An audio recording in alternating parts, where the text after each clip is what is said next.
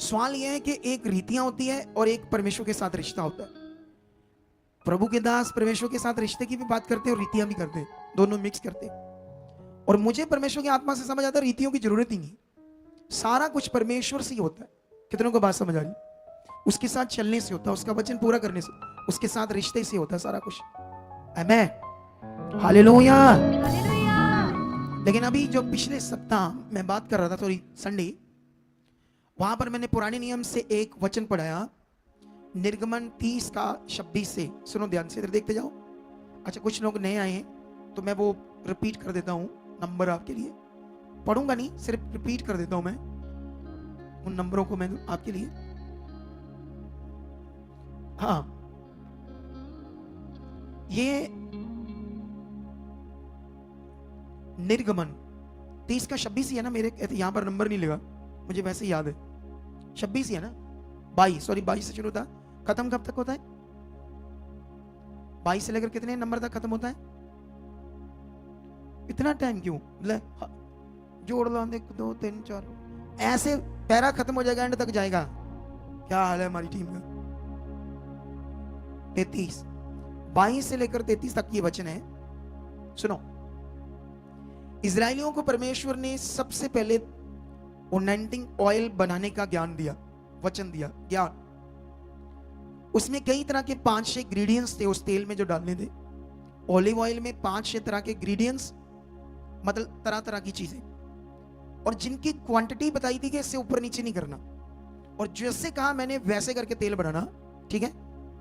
और परमेश्वर ने कहा जब तुम ये करोगे तो यही पवित्र तेल होगा, बस ऐसे कहा। उस पर प्रार्थना करनी है, उसको कितने दिन मेरी वेदी के ऊपर रखना है, कितना इसके लिए उपवास करना, ऐसे कोई भी बात वहां नहीं लिखी। जस्ट इतना लिखा, ऐसे इंग्रेडिएंट्स मिक्स करना, ये करना, ये करना, वो पवित्र तेल होगा, बस इतना परमेश्वर ने वचन में लिख कर दिया, ठीक है। इसको वेदी पर लगाना, वेदी के पांव पर लगाना, संदूक पर लगाना, धूपदानी पर लगाना, कई तरह का। पुराने नियम में एक तंबू होता था, और तंबू में एक मंदिर, तंबू का मंदिर था, एक पवित्र स्थान, एक अपवित्र स्थान। जो मेज मूज वो वेदी वूदी वो पवित्र स्थान तक थी, आगे नहीं होती थी। उसी में इजाजत को इजाजत थी, उससे आगे नहीं वो जा सकता। तो उन चीजों को लगाना है, और लगाने के बाद क्या, उन्हें पवित्र करना, ऐसे शब्द है पुराने नियम का, ठीक है। उसके बाद उसने कहा कि यही जो तेल है, ये जो तेल है, इनको हारून और उसके पुत्रों को भी लगाकर क्या करना, याजक पद पर ठहराना। और उनके अलावा ये तेल कभी भी किसी चीज पर नहीं लगाना। और ऐसे भी वहां पर लिखा, मनुष्य पर भी नहीं लगाना, अन्य मनुष्य पर भी नहीं लगाना, इजरायलियों पर वो तेल नहीं लगाना, जस्ट हौदी के समान पर, और जो याजक पद पर ठहराए जाएंगे उनको लगाकर उन पद पर ठहराना, बस ये शिक्षा थी उस तेल के लिए। और कभी भी पुराने नियम में ऐसी कोई टीचिंग नहीं है कि पुराने नियम में जब उनकी सभा इकट्ठी होती थी, वहां भी पोथियां पढ़कर वचनों को सुनाया जाता था संगत को। जो बड़ी बड़ी सभाओं में वो लोग इकट्ठे होते थे, वहां पर कभी भी ओनेंटिंग ऑयल मीटिंग नहीं हुई पुराने नियम में। लाखों की तादाद में लोग इकट्ठे होते थे। कितनों को बात समझ आ रही?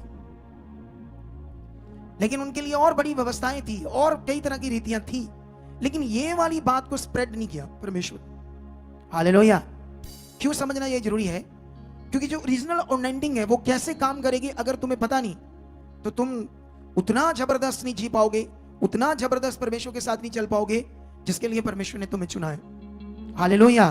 मैं तुम्हारे ऊपर अगुआ हूं, उसकी ओर से बोलता हूं, वो मुझे यूज करता है ताकि आपकी जबरदस्त उन्नति हो, आप जबरदस्त छुटकारा पाओ, उन्नति पाओ, आगे बढ़ो। लेकिन यहां पर यह बड़ा विषय जो मैं आप लोगों को समझा रहा हूं, लेकिन अभी भी क्या करना, हमने और भी आगे बढ़ना है अच्छे से। जैसे एक पॉइंट है, उसके बाद परमेश्वर ने मूसा को कहा, उस हारून और उसके पुत्रों को भी क्या कर, याजक पद के लिए ओनाइंट कर। फिर जब वो ओनाइंट हो जाएंगे तो ये पद उनका बना रहेगा, कंटिन्यू। हालेलुया। ये मैंने इंग्लिश में समझाया था, हिब्रू बाइबल में। हिब्रू बाइबल का ही जो ज्ञान है सारे अगुए सर्च करते हैं, देखते हैं, जो मैंने सर्च किया वही करते हैं, और कोई सर्च नहीं है इस दुनिया में। जो दूसरे अगुए सर्च करते हैं वही हमने की है। ऐसा नहीं कोई पताल में सर्च है तो वो उन्होंने कर ली, मेरी बाकी है। क्योंकि मेरे को कोई पनडुब्बी या कोई ऐसा सोर्स नहीं है कि मैं पताल के नीचे नहीं जा पाऊंगा और दूसरे चले गए। जो कुछ भी क्रिश्चियनिटी में ओपन ही है सारा कुछ। कौन सी बाइबल हिब्रू, कौन सी तरह तरह की बाइबल है जिनसे लोग सर्च करते हैं, लेकिन मैंने तो वो की, लेकिन असली सर्च या असली जो प्रकाशन है वो मेरे पास आत्मा के। आमीन ऊंचा बोलोगे कि नहीं? ये थोड़ा मैंने कहा था ना, इनको नहीं पता क्या करना, बीच उधर बैठ जाओ ना थोड़ा, या जब समझ लोगे इस बात पर लोगों को शो करना है, उधर बैठ जाओ। ये भी लोले बंदे क्या करते रहते, फिर मेरे मुंह से निकल गया इसको भी काट के कोई डाल देगा है। पहले ही कई तरह की जंग लगी है। सुनो ध्यान से, इधर देखो। आप मेरी बात समझ रहे हैं या नहीं समझ रहे हो? Hallelujah, hallelujah. अभी आपने इस बात को स्ट्रॉन्ग पकड़ना है। वापस ला सकते हो वो संडे वाला पहला पोस्टर जो सबसे पहले पढ़ाया था हिब्रू का? अगर जल्दी ला सकते तो लाओ, ताकि मैं इनको थोड़ा सा वही रिपीट करके ये 5-7 मिनट में कंप्लीट कर देंगे वो टॉपिक, ताकि हमें समझ आए मैं टॉपिक क्या है ओरिजिनल अनॉइंटिंग। वैसे ये पंजाब में इसका शिक्षा जाती 12-13 साल पहले आई, उससे पहले पंजाब में नहीं था। मैं 22 साल से प्रभु में, 22 सालों में अनॉइंटिंग आ रही है ऐसे आपके ऊपर है, वो ऐसा करेगी, ऐसी कोई ज्यादा शिक्षा नहीं थी, कम थी बहुत थोड़ी, वो भी कोई दूसरी जगह पर, पंजाब में नहीं थी। हाँ, अगर वो वाला पोस्टर सबसे पहला शेयर कर सकते हो तो जल्दी बताओ, कोई इशारा भी करना है। आ गया है ये, देखो ये वही है, लेकिन पोस्टर वापस जाओ, इसका अगला पोस्टर लाओ, झूम करो इसको, नीचे करो थोड़ा। ये जो शब्द है रेड वाला, इसका साउंड है माशैक। इंग्लिश वाला इसको कहता है टू रब विद ऑयल। इस शब्द को उसने सही कहा, क्योंकि पुराने नियम में तेल को रब करके बॉडी के ऊपर, रब करके नहीं कह सकते, हमारी भाषा के हिसाब से मल लगाना, तो रब करना जो होता है वो ऐसे, वो भी उस टाइप ही शब्द आ जाता है। तो वो क्या करते थे पुराने नियम में, ऐसे सिर के ऊपर तेल लगाकर कुप्पी से डालकर, तो उस व्यक्ति को दुनिया के सामने क्या करते थे, अभिषेक करते थे। अभिषेक का जो शब्द है यहां पर इतना अच्छा ट्रांसलेटर ने नहीं लिखा जैसे हम पढ़ते हैं। जो माशक शब्द है ठीक है, तेल लगाना और उसको उनाइंट करना, उनाइंट शब्द तो लिखा है, उनाइंटेड शब्द भी आगे लिखा, फिर उनाइंटिंग शब्द आता है ये सारी शिक्षा में। लेकिन जो उनाइंट शब्द था वो अभिषेक करना, फिर उसके बाद जैसे तेरा अभिषेक हुआ उनाइंटेड, जैसे तू उनाइंटेड है ऐसे ही अपने पुत्रों को उनाइंट करना, फिर वो उनाइंट जब हो जाएंगे तो वो उनाइंटिंग पीढ़ी दर पीढ़ी बनी रहेगी। ये 3 बातें हैं, इसे समझना होगा। उनाइंट करने का मतलब होता है किसी को किसी के सामने कोई चीज रखकर, जैसे अलग अलग दुनिया में संप्रदाय हैं, अलग अलग धर्म है, कम्युनिटीज है, उसमें रिचुअल्स है। आप देखना हिंदू धर्म में तिलक लगाकर अभिषेक करते थे, कोई सिर पर कोई मुकुट रखकर अभिषेक करते थे।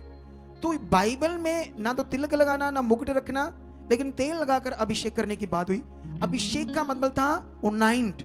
इसका एक और शब्द होता है अपॉइंट, किसी को किसी काम के लिए नियुक्त करना, याजक पद के लिए नियुक्त करना। तेल का फंक्शन ये था।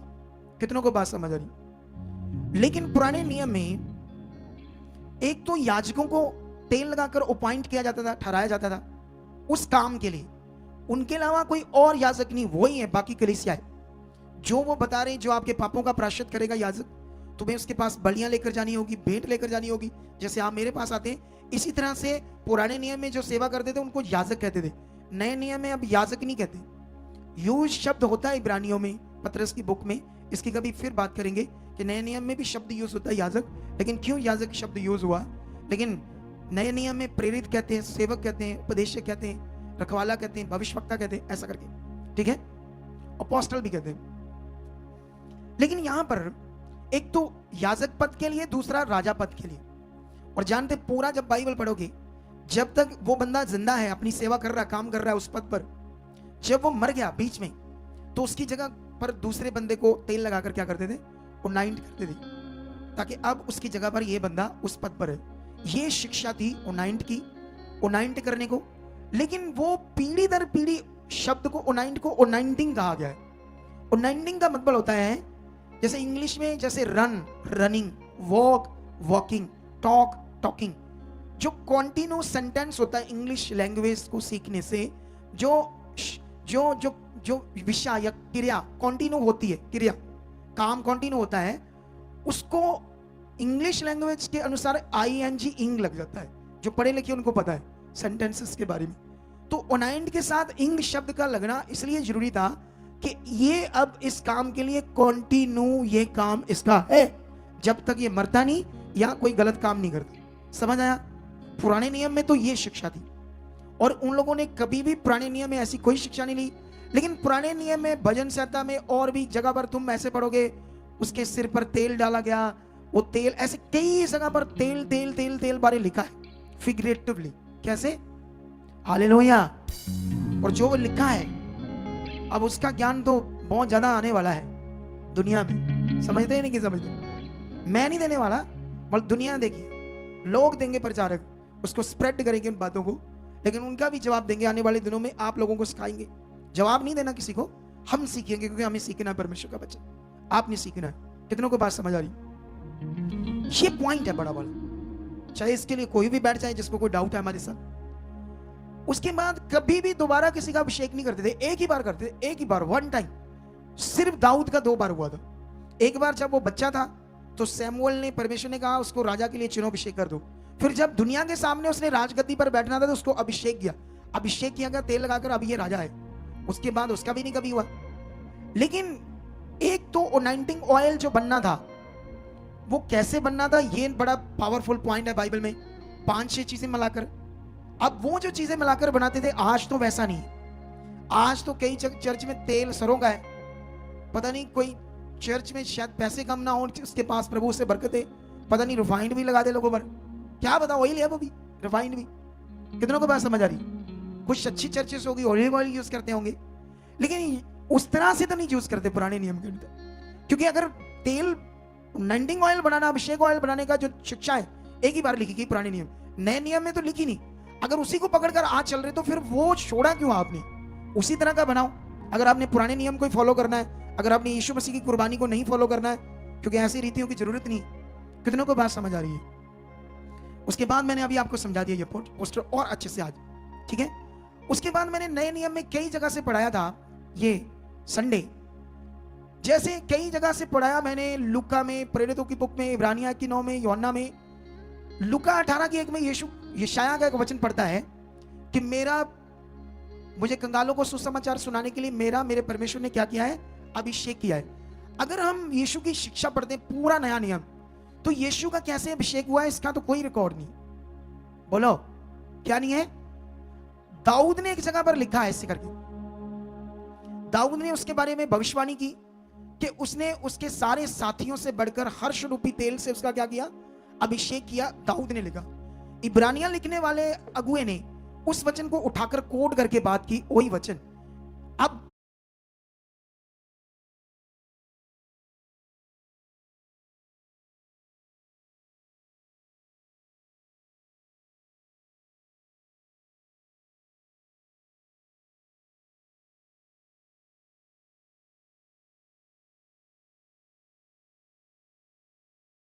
यीशु ने तो जन्म भी नहीं लिया, तो यीशु का कैसे तेल से अभिषेक होगा बॉडी के ऊपर?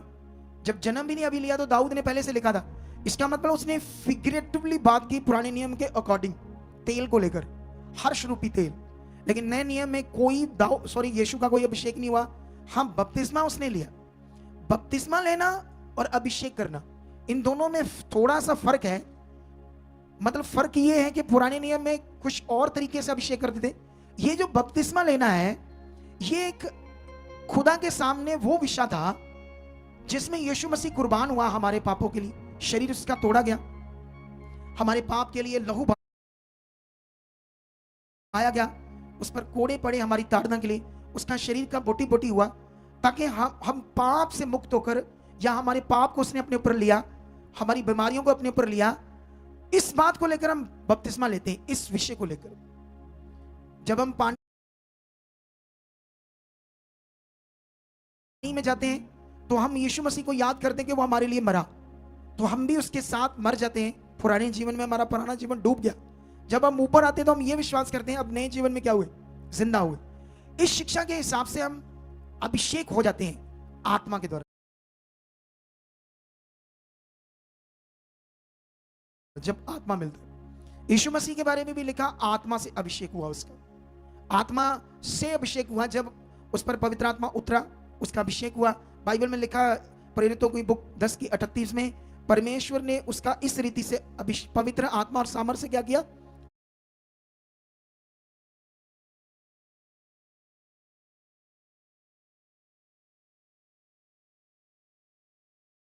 अभिषेक किया। दूसरा कुरिन्थियंस में जो वचन है आपके लिए, वो थोड़ा सा पढ़ाते हैं आपको जल्दी, फिर आज टॉपिक बड़ा है, मैं चाहता हूं आधे पौने घंटे में तुम्हारे अंदर डाल दूं ये पूरा टॉपिक, और तुम इसे पकड़ कर रखो क्योंकि हमें बढ़ना है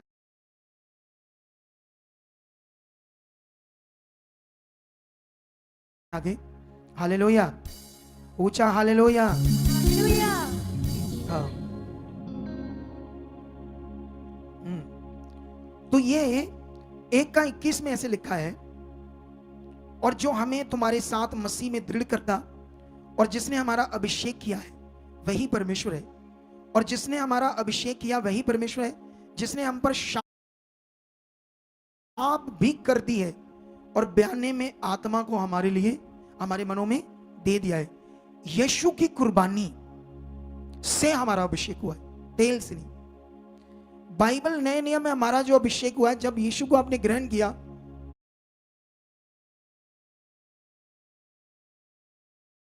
उसकी कुर्बानी को तुमने माना, तो क्या हुआ, तुम्हारा क्या हुआ, अभिषेक हो गया। कितनों को बात समझ आ रही है? ध्यान दो। और बयाने में क्या दिया तुम्हारे ऊपर, पवित्र आत्मा का मोड़। यीशु की कुर्बानी, अगर तुम यूहन्ना